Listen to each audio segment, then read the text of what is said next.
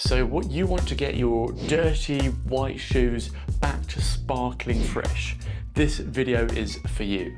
I have 5 different methods that I like to use to clean my shoes, and they're gonna get more intense as we go through.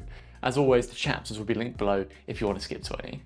Option number 2 in this list is my personal favorite, but this intro doesn't need to be any longer. Let's get into method number 1.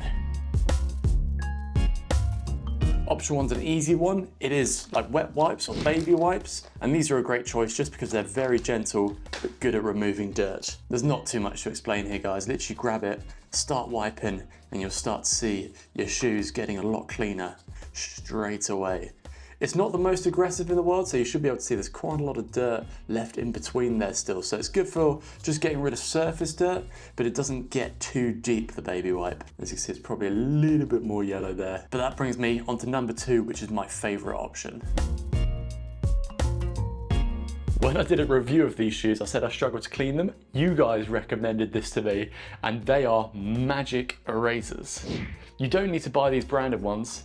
You can get like a pack of 10 off Amazon for like £5. They're really cheap. And you can see you don't need to use them all. You can just break some off and use like half a sponge per shoe. They don't seem like they're gonna clean anything. They just seem like a regular sponge. They seem very strange, but here's how they work. You do need to wet them and soak them just so they're damp. They don't need to be soaking wet. And now that it's damp, it is as simple as getting to business. And this cleans the shoe so damn well. You should be able to see it's fairly dirty in there. My goodness, these things work well. Any like little bits that sit under the straps that are yellow, like here, got it, gets them as well. You'll notice that the sponge kind of crumbles and falls apart and gets rid of any used and dirty bits, but man, it really does cover most of the shoe very well.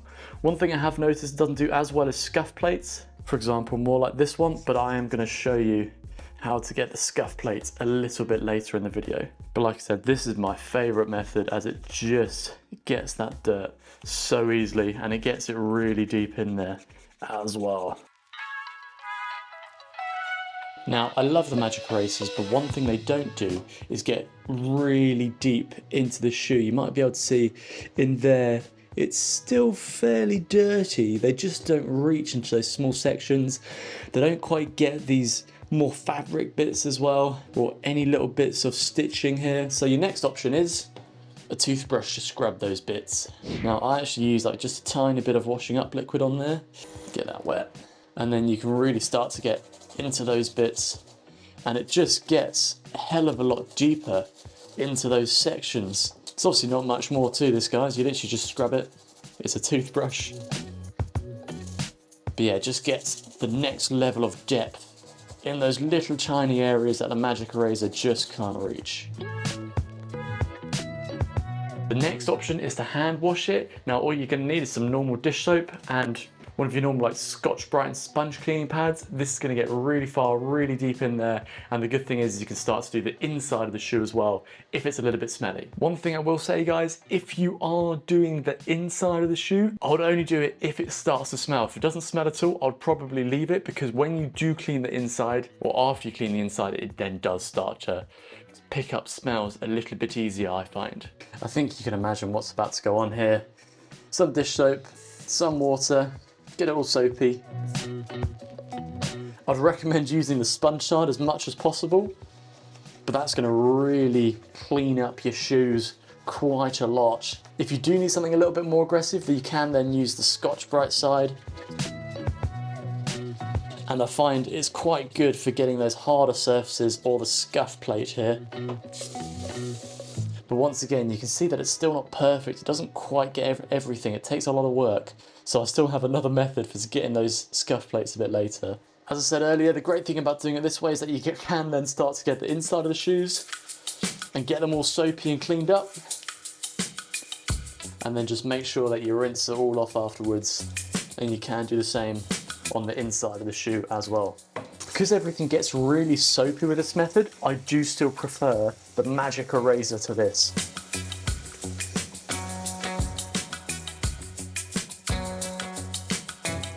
I am about to get to the scuff plate after this next method, but this method is the most extreme of them all. I'd only do this one if you really, really want a deep clean of the inside of the shoe, and I've only actually ever done it once myself personally. I don't think the shoe manufacturers recommend this, but when I did do it, the shoes were totally fine. And that is to put them in the washing machine. Now, if you're gonna do this, guys, I would recommend you get like a bag like this one. If I was gonna put my shoes in the washing machine, I would make sure that the plates or the soles of the shoe are facing each other so they don't hit and damage the drum of your washing machine. I would then start to try and pack as much stuff in between and around the shoes to make sure that it all stays tightly packed in the bag as one neat package. Zip your bag up, pop it in, and set it to wash. As I mentioned earlier though, guys, this is a very extreme method and I'd only do it if you're really desperate to deep clean the inside of the shoe. Okay guys, let's get onto the scuff plate on the front here. Now this only works if you have like a matte plastic scuff plate, such as this one on here. On my partner's shoes here, they feel a little bit more, I'd say leathery, so I would not do it on these shoes.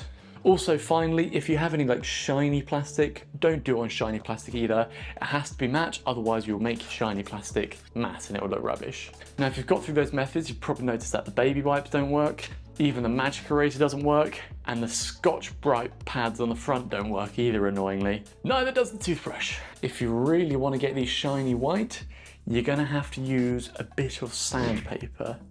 Now, talking numbers here, guys, use a fine sandpaper. I'm talking 800 minimum, preferably 1,000, 1,500, 2,000 grit sandpaper is best for this. You don't want to abrade away too much of your shoe. Now I'm gonna see how much of this I can actually show here, but yeah, that's just not cleaning up. So you're gonna get your sandpaper, and I kind of start to go in like gentle circular motions.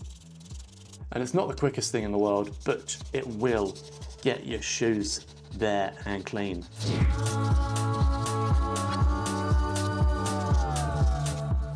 Now, as you can probably see here, guys, I don't think it's ever going to be out the box perfect again, but man, it really does make a difference on that front of the shoe, and it looks practically brand new again from a distance. But yeah, make sure you be careful around the edges, don't sand any of the soft parts. Well guys, there are my 5 methods plus the scuff plate for cleaning your shoes.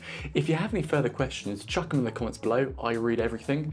Or you can also message me privately on Instagram over here, and you can just follow my daily shenanigans. Finally, I want to know if you guys have any methods that you like that I have missed on here. I always like to find new ways of doing things, so please do let me know. But I've been Jason, this has been Cycling Unboxed, catch you in another video.